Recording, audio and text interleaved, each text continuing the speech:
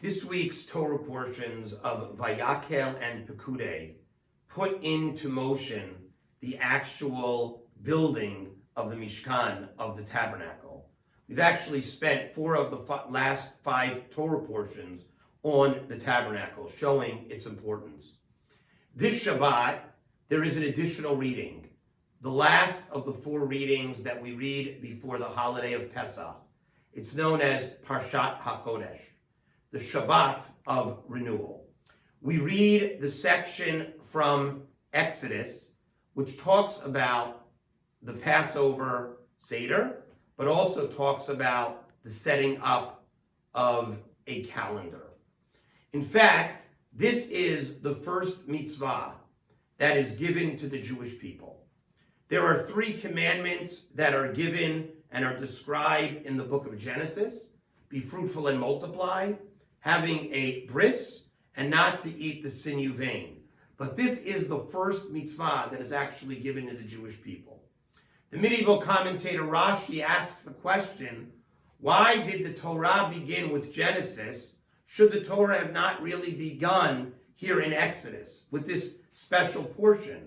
Because after all, isn't the Torah really about the giving and the doing of commandments? And Rashi goes on to explain that it was important for God to first establish God, for God to explain how the world came into being before God could give the first mitzvah to the Jewish people. God had to set a pattern for what the world was about.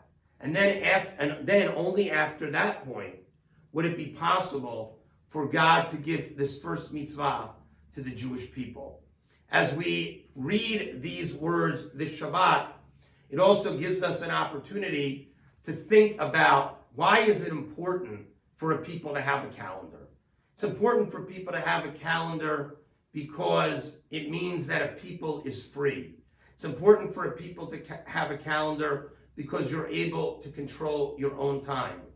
And when the Jewish people were released from Egypt, we began that process of becoming a people, culminating in the giving of the Torah at Mount Sinai 7 weeks later during Shavuot.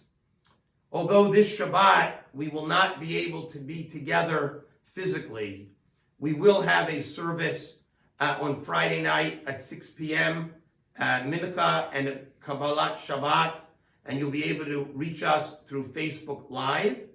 And then Saturday night, Havdalah at 8:15 p.m., which will be able to reach us through Zoom. Both of these links are going to be found in this email. In addition to that, we're also providing you with Torah Sparks, so you'll be able to learn about the portions of Vayakhel and Pekudei and Parshat HaChodesh that we will not be reading in synagogue. Our hope and our prayer is that as we, although not able to be with each other physically, that this will be for us a time of renewal, and our hope is that together we will come out of this very challenging time stronger than ever before. Shabbat Shalom.